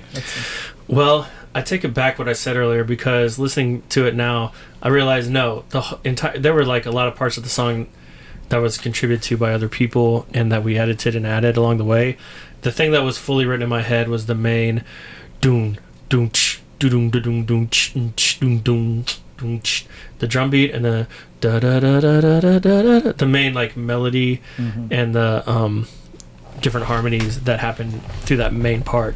But then we took that and chopped it up in like 3 different ways. Plus, that acoustic part got added, which was not part of the whatever it was in my dream. So it was really just that like the core of the song, which is what it starts out as, and what you hear at the very end with the little bells and stuff. I feel like all of your music has more layers than I'm used to hearing, and maybe that's what I like about it. Like there's all kinds of stuff happening instead of just a guitar playing. Like it's everything Yeah. all coming together.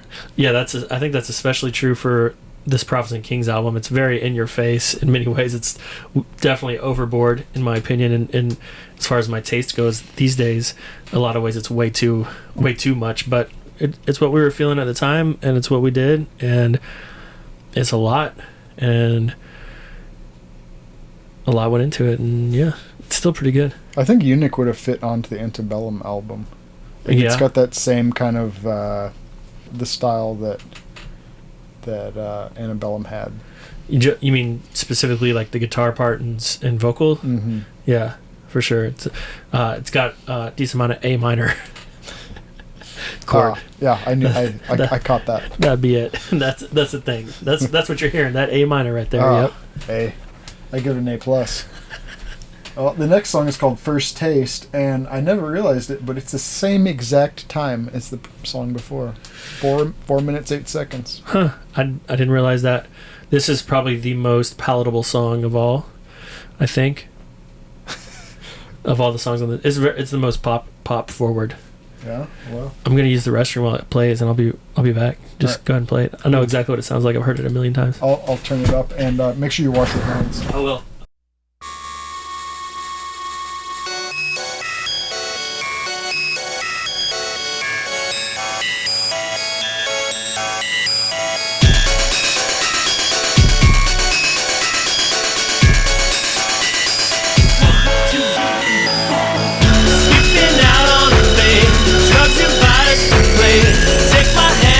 The plans they have us wasted away. Drifting out of mouth. The plans to dance around. Birds to ignore. And love is a sound. They say I'm just a young kid. Well, I'm much more than a girl. My friends from school know that you had a taste of my pearl. Our eyes roll back in our head. We watch the dog play dead. And all the demons flew out to ruin our sound.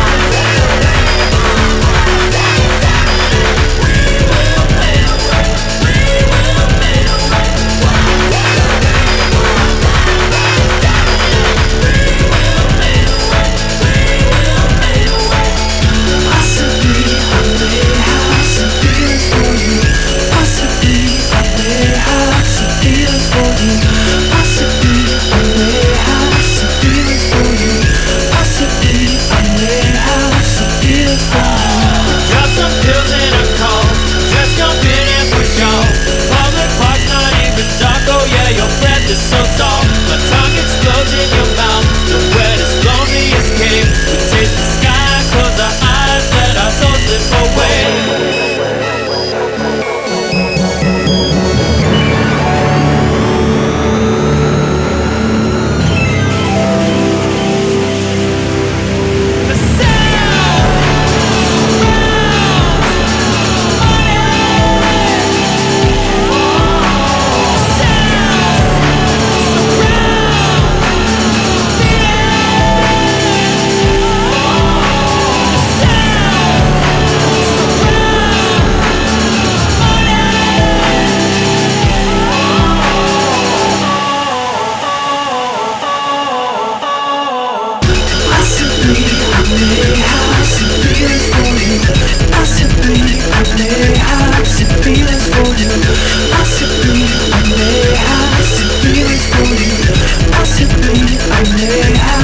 Feeling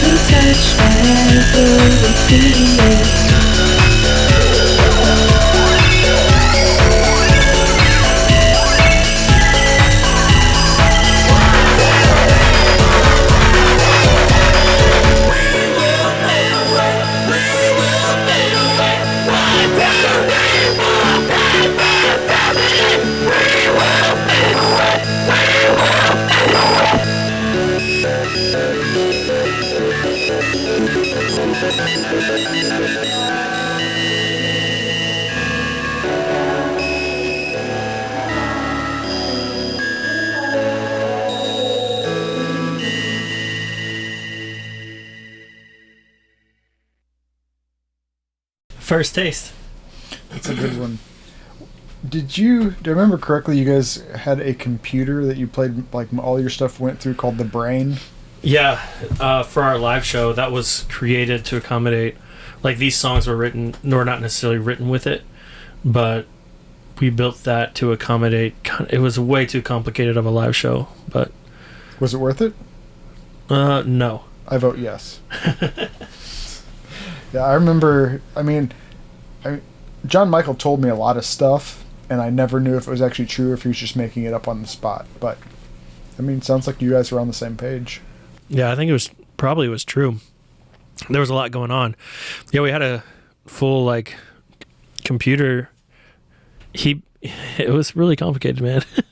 he put a MIDI guitar pickup, and he customized his Jackson guitar, which is a very metal like guitar. Put a Ghost MIDI system in it that allowed him to switch from like regular guitar to like controlling an interface that existed on the computer to like kind of make whatever sounds he wanted to, but also to trigger samples and even like start whole tracks. And Eric, our drummer, played with in-ear monitors, and this was like way before, like we were playing small clubs. We did not need to be doing all this. We just needed to be playing a good show, but we were doing the most. Maximalizing. It was very maximalist.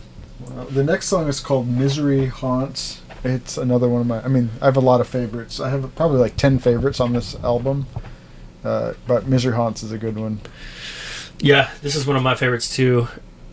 It reminds me of someone specific, but I hesitate to say it. I guess it doesn't matter. It's been released for 12 years now. This is the most like a Bjork song that we could come up with. We didn't set out to write that, but that's what it sounds like to me. Yeah, well, that's okay. Let's listen to it. Misery, she haunts over corners of soul that we'll ever know.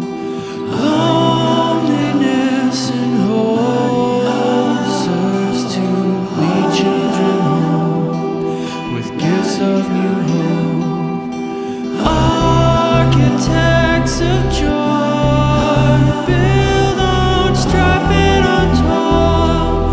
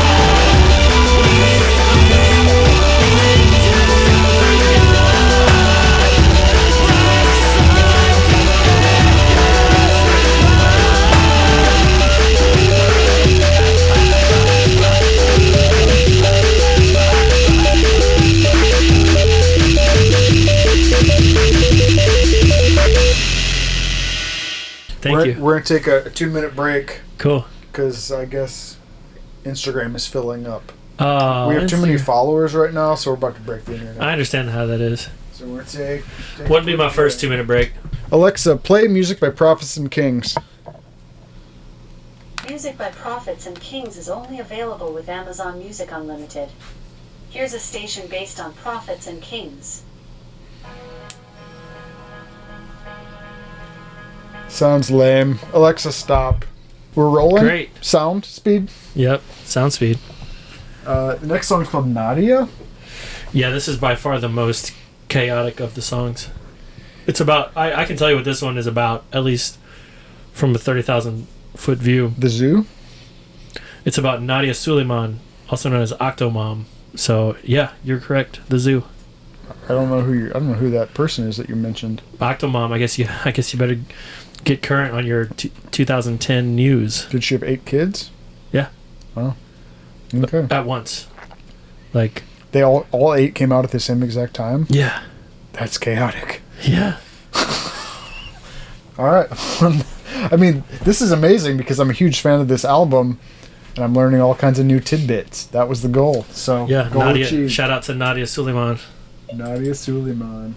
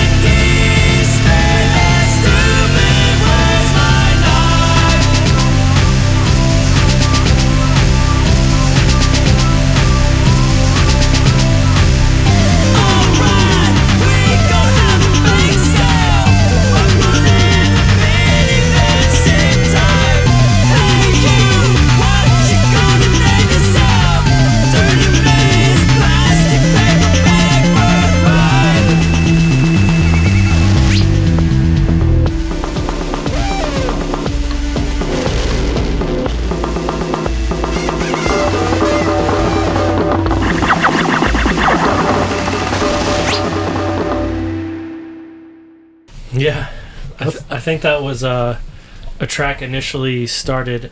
I believe Travis Ringstaff is the one who started that track. He came up with like the initial thing that made that song happen. The song's pretty crazy. What was the thing that made it happen? Well, the melody or like so the process was always like one of the members of the band submits an initial like a sketch of a song. Mm-hmm. Sometimes that's like some sort of melody. Oftentimes it's some kind of like melody, chord, bass line, drums, and says like, hey, what do y'all think about this idea? Is there PK B-sides? Is there yeah. unreleased? There's unreleased tracks of PK. I wouldn't say tracks. The like ideas that we decided not to incorporate, for sure. Yeah, but they're just sketches. They're not like songs, because then like another member, like whomever started writing the track would get tired of it or whatever, or someone would get inspired and it's like, oh, give me that, send me that, I want to work on it, and because I hear something or I want to add something, and they would add something, and then so this all got, a lot of it got created in our own little silos to write the songs, because we used software to, we used like a Propellerhead Reason software primarily to write the music. And then we use like Pro Tools usually, because this was before before Reason had the ability to capture vocals. So we'd use Pro Tools to do the rough vocals or whatever before we went to the studio. But all the songs got passed around, and people added, subtracted, chopped, edited, cut, added, like, and that's everyone made a contribution to every single song. That's awesome. Here. The next song is called A Freshiest. A Freshiest, number 8, track 8.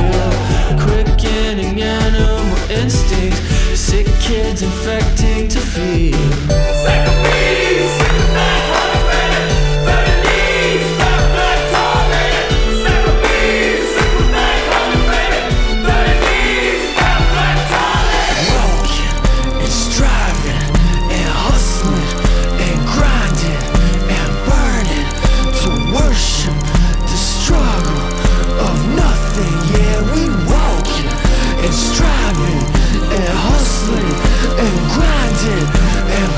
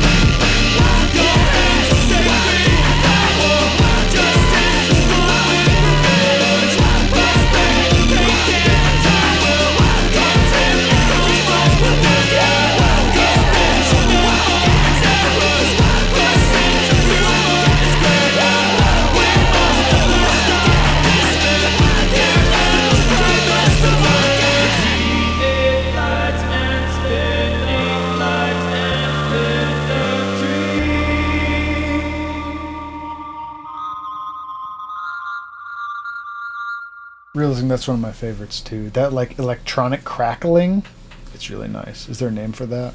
I'm not sure what you're talking about. There's just like in the background, there's like an electronic crackling. The whole time? I don't think the whole time. It was probably on some instrument, and it was probably a type of distortion we put on it, most likely. We really, really, really liked that, and still do like that in the box distortion that comes with Propeller Head's recent software called Scream. All the different variables that you can manipulate through the Scream distortion we used on every single track.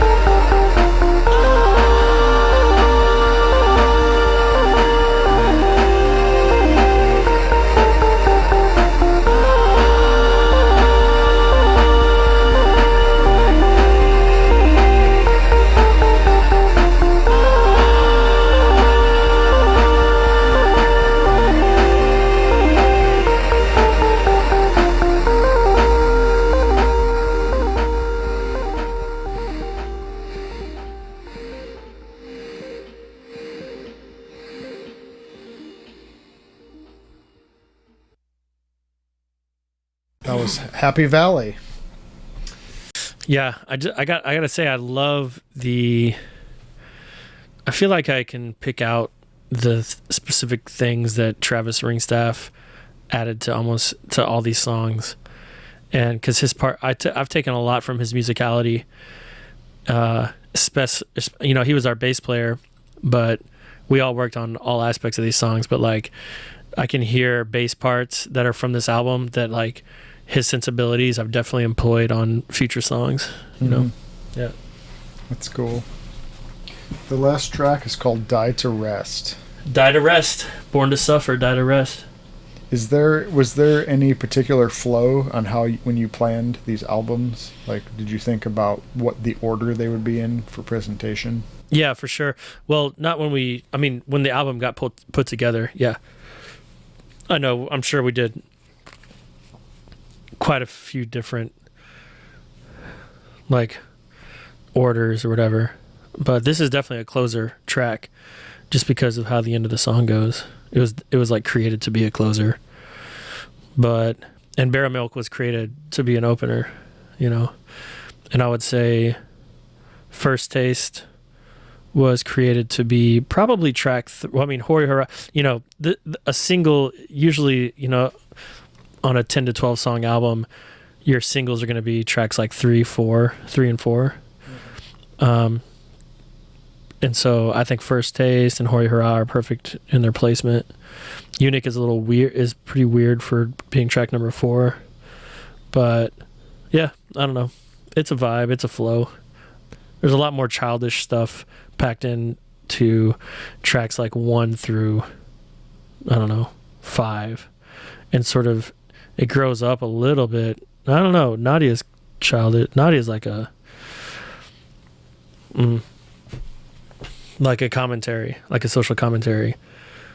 But then Afreshius is cool. It's for sure cool. Happy Valleys has cool aspects to it for sure. And then I would say like the track matures and gets cool, or the album matures and gets cooler towards the end.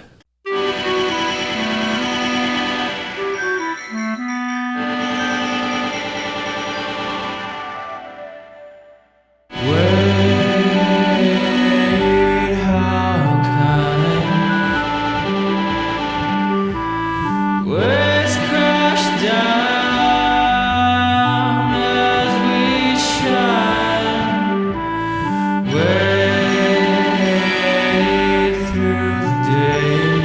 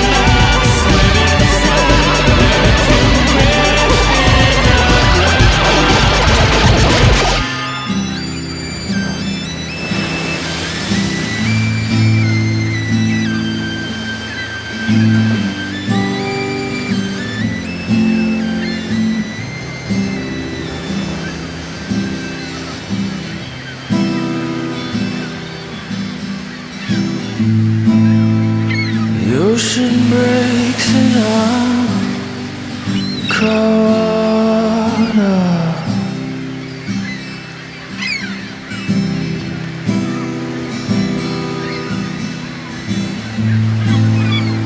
But you still live for each raindrop.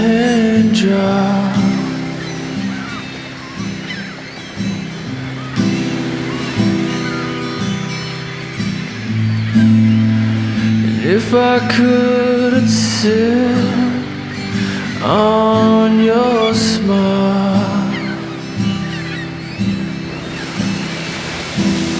but instead I'll choke down this salty bile.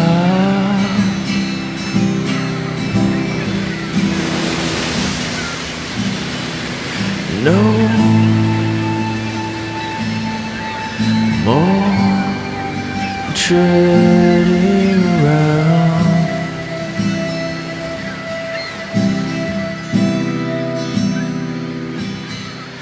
No more treading around.